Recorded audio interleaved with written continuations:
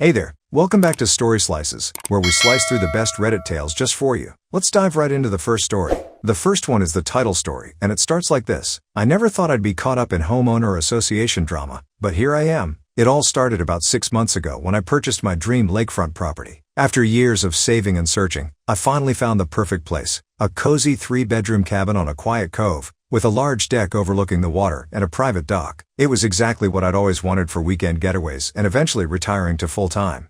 The previous owner, an elderly widow named Margaret, had lived there for over 40 years. She was moving to assisted living and wanted to make sure the property went to someone who would appreciate it as much as she had. We hit it off immediately, and she chose to sell to me over other higher offers from developers. This place has been my sanctuary, Margaret told me. I wanted to bring you the same peace and joy it's brought me all these years. I was touched by her sentiment and promised to honor the property's legacy. We closed the deal and I officially became the proud new owner. For the first couple months, everything was perfect. I spent nearly every weekend at the lake, fixing up the cabin, relaxing on the deck, and exploring the area by boat. Then one Saturday morning in early June, I was out on the dock having my coffee when a shrill voice interrupted my tranquility. "Excuse me, what do you think you're doing?" I turned to see 2 women marching down the shoreline toward me, looking very displeased. One was tall and thin with severe platinum blonde hair. The other was shorter and rounder with an equally severe auburn bob. Both were dressed in tennis outfits and had perfectly manicured nails. "Good morning," I called out, trying to be friendly. "I'm just having my coffee. Is there a problem?" "You're trespassing on community property," the blonde one said sharply. "This dock belongs to the homeowner association." I was taken aback. "I'm sorry, but that's not correct. This is my private property that I purchased a couple months ago." The women exchanged a look. "Well, that's impossible," said the shorter one. "Margaret Wilkins owned this lot and she passed away last year. The property reverted to homeowner association control." "Margaret is very much alive," I explained. "She sold the property to me before moving to assisted living. I have all the paperwork if you'd like to see it." "Listen here," Blondie snapped. "I'm Karen Peterson, president of the Lakeview Estates Homeowner Association. This is Patricia Miller, our treasurer. We know every property in this community and I can assure you this dock is not privately owned. You need to leave immediately or we'll call the police." I was starting to get irritated but tried to keep my cool. "Look, I understand there's some confusion, but I promise you I am the legal owner. Why don't we?" Karen cut me off. "There's no confusion. You're trespassing, and if you don't vacate the premises right now, we'll have you forcibly removed." At that point, I'd had enough of their attitudes. "Fine," I said. "Call the police. I'll be happy to show them my deed and property records." Patricia pulled out her cell phone. "I'm dialing right now. You brought this on yourself." I shook my head in disbelief as she made the call. Within about 15 minutes, a patrol car pulled up and 2 officers approached. "What seems to be the problem here?" asked the older of the 2, a sergeant based on his uniform. Karen immediately launched into her tirade. "This man is trespassing on homeowner association property and refusing to leave. We need him removed and charged." The sergeant turned to me. "Sir, can you explain your side?" I calmly laid out the situation, how I'd purchased the property from Margaret, had been living there for months, and these women were mistaken about the ownership. "Do you have any proof of ownership?" he asked. "Absolutely," I replied. "I have copies of the deed and closing documents inside. I'd be happy to show you." Karen scoffed. "He's lying. Margaret Wilkins owned this lot and she died. It legally reverted to homeowner association control." The sergeant held up a hand. "Ma'am, let's see the documentation before making accusations." "Sir, can you get those papers for me?" I nodded and headed inside to retrieve the files from my office. When I returned, I handed over copies of the deed, bill of sale, and property records clearly showing my ownership. The sergeant reviewed them carefully, then turned to Karen and Patricia. "Everything appears to be in order here. This gentleman is the legal property owner." Karen's face turned red. "That's impossible. We would have been notified of any sale. He must have forged those documents." "I can assure you they're legitimate," I said. "You're welcome to contact the county records office to verify." The sergeant nodded. "I'd suggest you ladies do that before making any more accusations. For now, I see no evidence of wrongdoing or trespassing. This man has every right to be on his own property." Patricia sputtered. But the homeowner association bylaws clearly state, "Homeowner association rules don't supersede legal property ownership," the sergeant cut in. "Unless you have proof this land belongs to the association, you have no authority here. Now, I suggest you leave this man's property before you end up charged with harassment." Karen glared daggers at me. "This isn't over," she hissed. "The homeowner association will be taking action." As they stormed off, I thanked the officers for their time. The sergeant gave me his card and told me to call if I had any more trouble. I hoped that would be the end of it, but unfortunately, it was just the beginning. Over the next few weeks, I was subjected to constant harassment from Karen, Patricia, and other homeowner association board members. They left nasty notes on my door. They blocked my car in the driveway. They called in noise complaints when I was just sitting quietly on my deck. It was clear they were trying to make my life miserable enough that I'd give up and sell the property. The final straw came when I returned one Friday evening to find a chain and padlock on my dock, with a sign declaring it homeowner association property. No trespassing. That's when I knew it was time to get my lawyer involved. I called my attorney, Jack Thompson, first thing Monday morning, and explained the ongoing situation. Jack was rightfully outraged on my behalf. "This is blatant harassment and possibly criminal trespassing," he said. "I'll draft a cease and desist letter immediately. We may need to pursue legal action if they don't back down." Jack sent a strongly worded letter to the Homeowner Association Board, demanding they stop all harassment and remove the chain from my dock within 48 hours or face a lawsuit. He included copies of my ownership documents and emphasized that any further attempts to seize or restrict access to my property would result in criminal charges. The next day, I got an irate call from Karen. "How dare you threaten legal action against us?" she shrieked. "We are a respected homeowner association, and we will not be bullied by the likes of you." I calmly replied, "I'm not the one doing the bullying here, Karen. I've been more than patient, but your harassment has to stop. I legally own this property and I have every right to enjoy it in peace." "We'll see about that," she snapped before hanging up. True to form, Karen and the homeowner association chose to escalate rather than back down. Not only did they refuse to remove the chain, but they also sent out a community-wide email claiming I was a squatter who had falsified ownership documents. They encouraged other residents to report any suspicious activity on my property. This led to a non-stop parade of nosy neighbors peering in my windows and taking photos. Someone even called animal control and falsely reported I was abusing dogs, leading to an unpleasant visit from officers. It was clear the homeowner association was waging all-out war. I'd had enough. It was time to go nuclear. I called Jack and told him to file the lawsuit immediately. He agreed and got to work preparing the necessary paperwork. 2 days later, I was served with a ludicrous lawsuit from the homeowner association attempting to seize my property through eminent domain. Their claim was that my lot was needed for a community enrichment project, specifically, an expansion of the clubhouse and pool area. Never mind that I was a quarter-mile down the shoreline from those facilities. Jack was livid when I forwarded him the lawsuit. "This is a blatant abuse of power," he fumed. "They have absolutely no legal standing here. I'm going to bury them in countersuits." And that's exactly what he did. Jack filed a flurry of legal actions. A countersuit against the homeowner association for harassment, defamation, and attempted theft of property. Individual lawsuits against Karen, Patricia, and 3 other board members for their roles in the harassment campaign. A restraining order to prevent any homeowner association representatives from coming within 100 yards of my property. A formal complaint with the State Attorney General's office alleging corrupt practices by the Homeowner Association Board.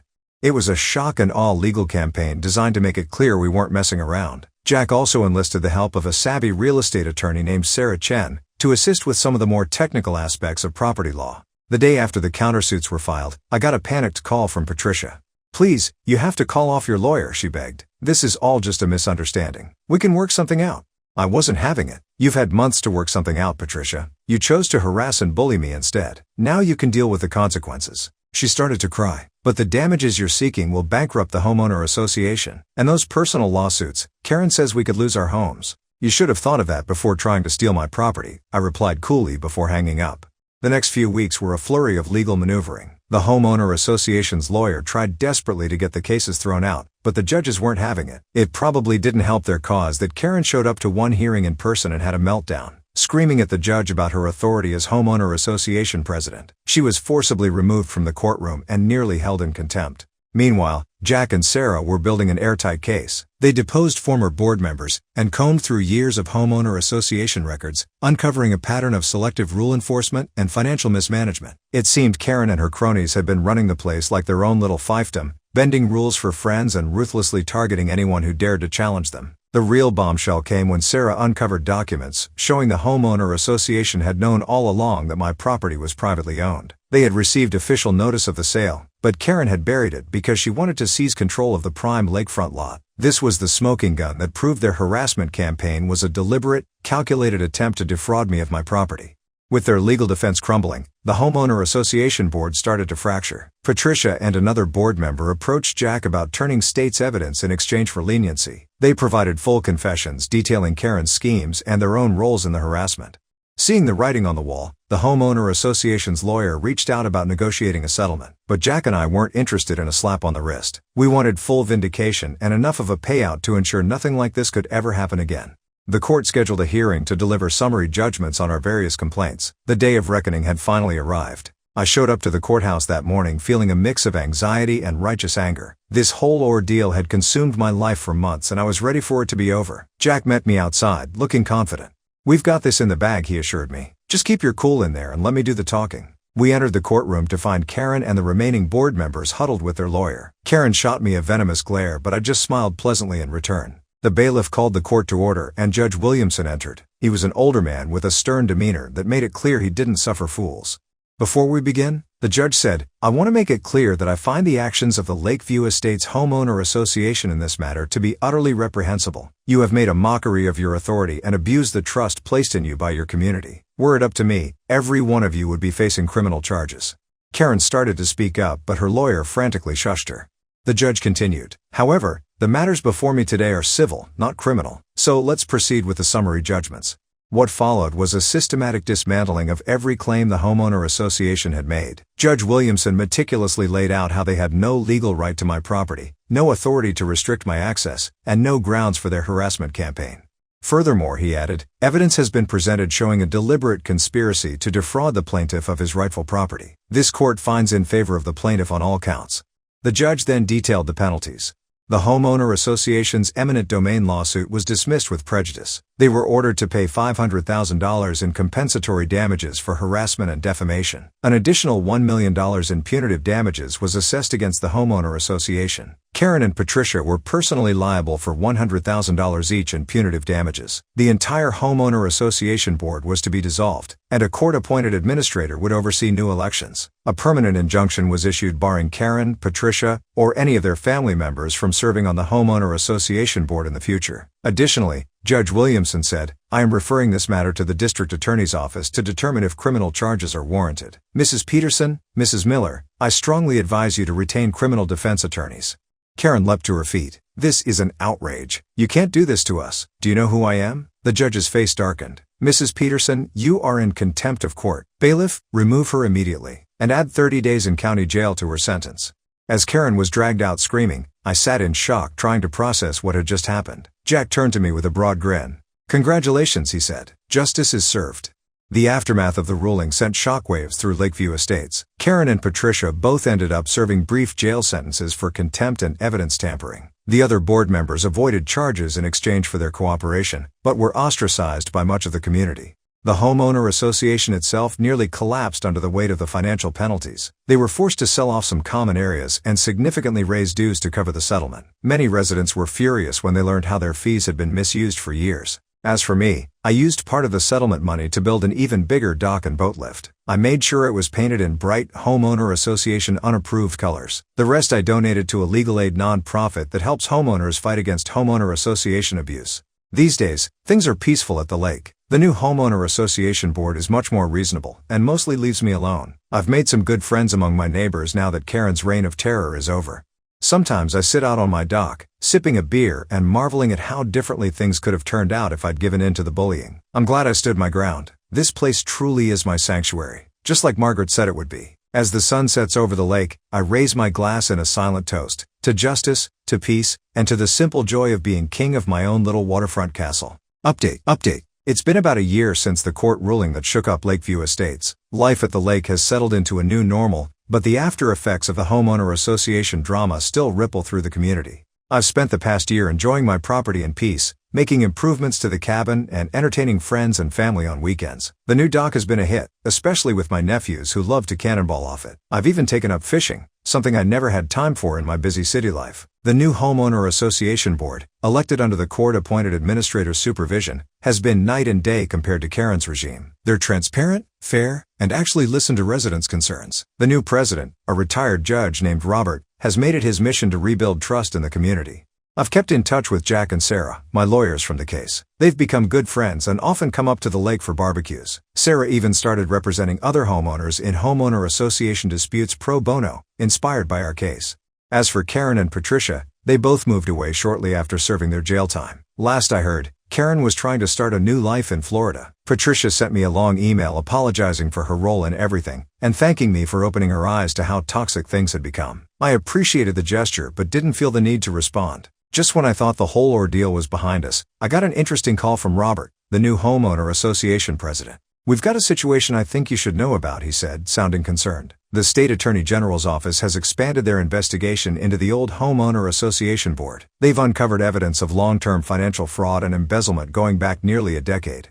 I sat up straighter. "That sounds serious. What kind of fraud are we talking about?" Robert sighed. "It's bad. Inflated contracts to companies owned by board members' relatives, phantom employees on the payroll, luxury business trips paid for with homeowner association funds, and it looks like Karen was skimming cash dues payments for years." "Wow," I said, shaking my head. "I knew they were corrupt, but I didn't realize it went that deep. What happens now?" "The AG's office is preparing to file criminal charges against Karen, Patricia, and 3 other former board members," Robert explained. "They're also investigating the Homeowner Association's accounting firm for possible complicity. But here's where it gets complicated for us. There's a possibility the Homeowner Association itself could be held liable for some of the financial damages." I frowned. "How is that possible? Wasn't the Homeowner Association the victim here?" "Yes and no," Robert said. "While the current residents are certainly victims, the Homeowner Association as an entity bears some responsibility for lack of oversight. There's a risk we could be on the hook for hundreds of thousands in restitution to vendors and contractors who were defrauded. That would bankrupt the Homeowner Association," I said, thinking of how they were already struggling from my lawsuit payout. "Exactly," Robert replied, "which is why I'm calling you. The board would like to meet with you and your lawyers to discuss options. You've become something of an expert in Homeowner Association legal matters, and frankly, we could use your help." I was surprised by the request but agreed to the meeting. A few days later, I sat down with Robert, the new board, and my lawyers Jack and Sarah to go over the situation. The outlook was grim. The Homeowner Association was facing potential liability of over $500,000, money they simply didn't have. Even with drastically raised dues and special assessments, there was no way to come up with that kind of cash. "If we can't reach a settlement with the AG's office, we're looking at dissolution of the Homeowner Association," Robert explained grimly. "That would mean no more maintained common areas, no security patrols, basically every homeowner fending for themselves." I could see the fear on the other board members' faces. Many of them had sunk their life savings into their lake homes. The collapse of the Homeowner Association could tank property values across the community. Jack spoke up. "There might be another option. What if we approach this from a victim advocacy angle? Instead of the Homeowner Association being held liable, we position the current homeowners as victims of the fraud who deserve restitution." Sarah nodded thoughtfully. "We could argue that the current residents have already been punished financially through the lawsuit settlement and shouldn't be victimized again. If we can get the AG's office to go after Karen and the others' personal assets instead of the Homeowner Association funds, that could solve the liability issue." "It's worth a shot," Robert said, "but we'd need a strong advocate to make that case. Someone who has credibility as a victim of the old board's corruption." He looked at me pointedly. I realized what he was asking. "You want me to be the face of this, don't you?" Robert nodded. "You stood up to them before and won. The AG's office will take you seriously. And frankly, the community trusts you more than they trust us right now."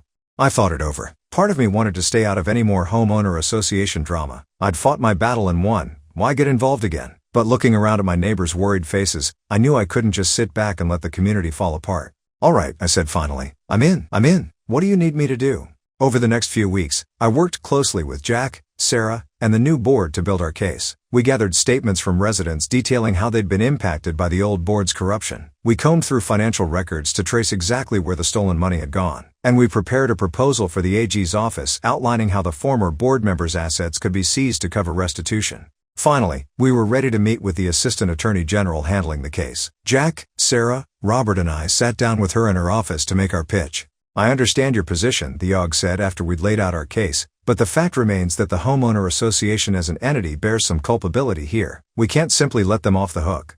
"With all due respect," I replied, leaning forward, "the Homeowner Association isn't some faceless corporation. It's made up of ordinary homeowners, retirees, young families, people who scrape together savings to buy a little piece of lakefront paradise. They're the real victims here." I went on to detail how the community had already suffered from raised dues, special assessments, and the stress of the ongoing legal battles. I shared my own story of harassment and emphasized how many others had similar experiences under Karen's regime. "These people have been victimized enough," I concluded. "They don't deserve to lose their investments or their community because of the actions of a few corrupt individuals." The OG was quiet for a moment, considering. "You make a compelling case," she said finally. "I'm not promising anything, but I think we may be able to work something out." Over the next month, we negotiated back and forth with the AG's office. It was a tense time for everyone in Lakeview Estates, but finally, we reached an agreement we could live with. The criminal charges against Karen, Patricia, and the other former board members would proceed. Their personal assets would be seized to cover as much of the restitution as possible. The homeowner association would be responsible for a much smaller settlement, which could be paid over time through a slight increase in dues. Most importantly, the homeowner association would not be dissolved, and no current residents would be held personally liable. It wasn't a perfect solution, but it was one that would allow the community to survive and move forward. When Robert announced the deal at a community meeting, there was a sense of palpable relief in the room. As the meeting wrapped up, an older gentleman I recognized as my down-the-street neighbor approached me. "I just wanted to say thank you," he said, shaking my hand warmly. "When you first moved in, and all that ruckus with Karen started, some of us thought you were just a troublemaker, but you've ended up saving this whole community. Twice now." I felt a bit embarrassed by the praise. "I just did what anyone would do," I said. He shook his head. "No, son, not anyone would have stood up like you did. It takes real courage to fight for what's right, especially when you're up against people with power. This place is lucky to have you." As he walked away, I felt a surge of emotion. Looking around at my neighbors, people who had started as strangers and become something like an extended family, I realized how much this place had come to mean to me. The legal battles were over. Karen and her cronies were facing justice, and Lakeview Estates had emerged stronger and more united than ever. Later that evening, I sat out on my dock watching the sunset, just like I had so many times before. But something felt different. The lake seemed calmer, the air fresher. For the first time in a long while, there was a true sense of peace. I thought about how close I'd come to giving up this place when the harassment started. How easily Karen could have bullied me into selling if I hadn't stood my ground. Looking at the tranquil water and listening to the distant laughter of kids playing down the shore, I knew I'd made the right choice. This wasn't just a weekend getaway anymore. It was home. A home worth fighting for. And as the last rays of sunlight sparkled on the lake, I smiled, knowing that thanks to a little perseverance and a lot of help from good people, it would stay that way for years to come. Are you hungry for more slices of stories? Don't forget to subscribe and hit the bell to never miss out on any videos. See you tomorrow at Story Slices.